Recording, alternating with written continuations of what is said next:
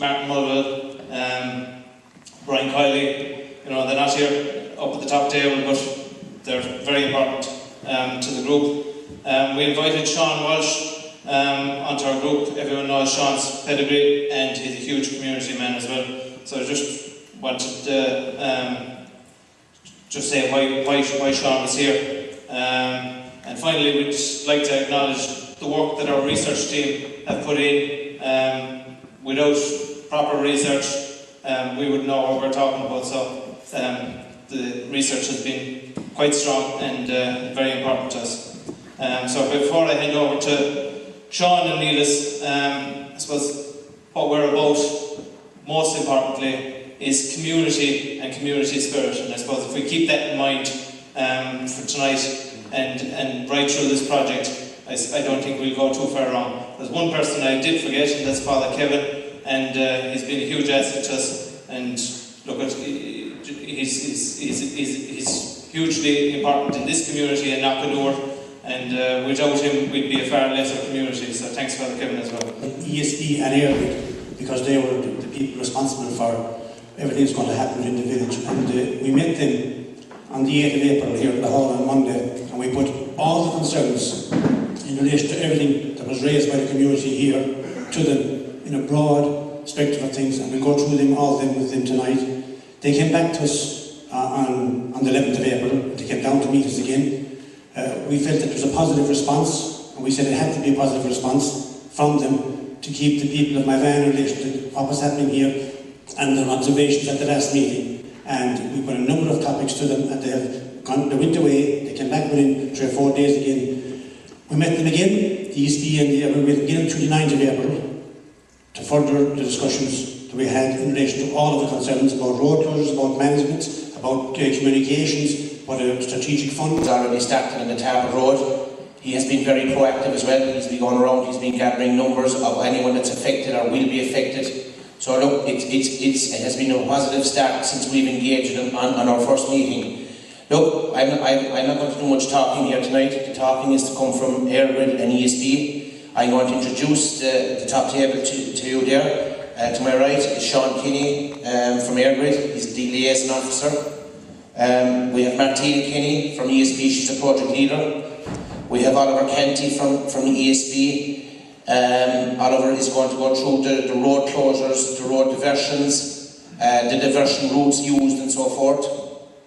We have also Terry McKeown from ESB. He's going to go through the EMFs of the cable and the effect or non-effect it will have. And that's where we stand. We also have Kieran McNamara. He's the project manager for Airgrid. So look, I'm along here this evening to, I suppose, address your queries. This cable project is a very important project. It represents, I suppose, a major reinforcement of the local network, which will add to the security of supply in the region. It facilitates the connection of renewable energy, which I suppose, as well as spreading the energy locally, you'll also get it onto the larger transmission system. It also means that once the network once the cable is built, you have a good strong network that will hopefully make the region more attractive for direct investment from industry.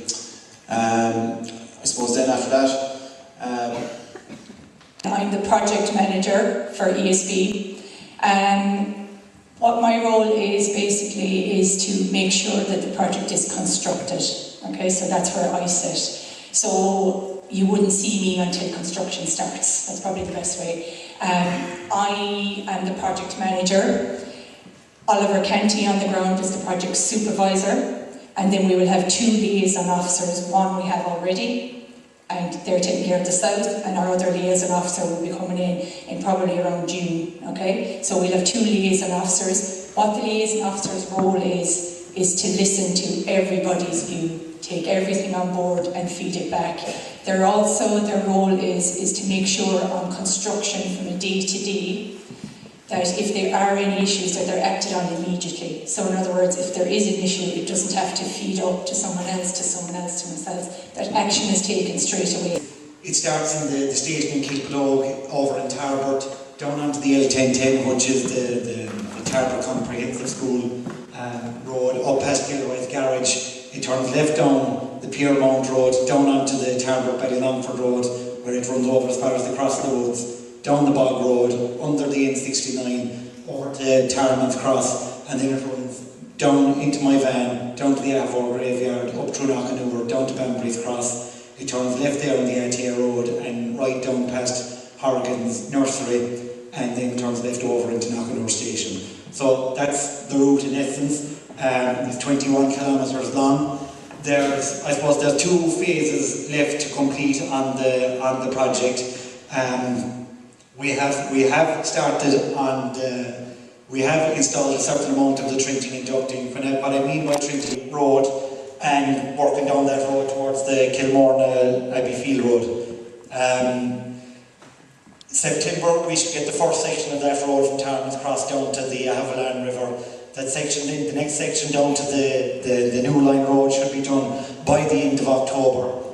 And come November we should be down to the Co-op, finishing out the ducting on the north side of the project.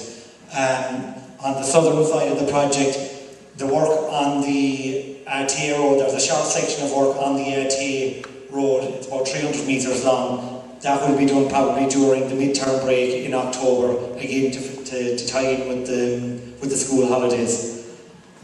And lastly, the last section of ducting over into Knockanure Station, that'll be the end of November, start of December, when that'll be complete. So for ESB engineering major projects, and I suppose I'm here today to talk about EMF. My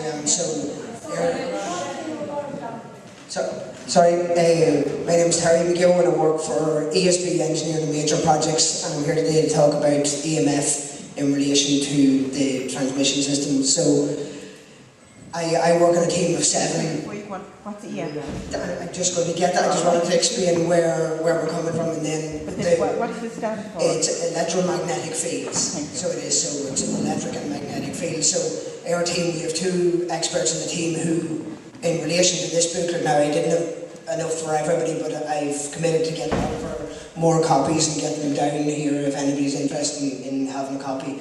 We'll have copies, but in relation to this booklet, we would carry out electromagnetic surveys for the general public in relation to the general public recommendations from the EU. So in relation to that, we would carry out electric field measurements, which they depend primarily on voltage of the line, and I suppose the higher the voltage, the higher potential electric field. So if you have a 400 kV line, it would have a higher electric field than a 110 kV line. But I suppose in relation to that, the unit that is used for that, it's volts or kilovolts per meter. But in relation to the 220 kV cable that's going in here, electric field doesn't come into play because it's blocked by the cable's own insulation and also by the backfill over the cable. So therefore, there wouldn't be an electric field applicable to a cable. There would be to an overhead line. And again, the reason I kind of outlined our team's function is that if anybody has any concerns outside of this in relation to any kind of EMF issues, our team is the team that will come down and carry out the survey in relation to the recommendations within this booklet. I suppose then the second aspect of it is magnetic fields, and that is measured in microtesla. So it is, and it relates then, I suppose, directly back to the current of the particular voltage. So it is, so that is related to the current, and it as I said, is measured in microtesla, and it's not blocked by any sort of obstructions or backfill or anything. So in relation to the underground cable that's going in, there would be a magnetic field.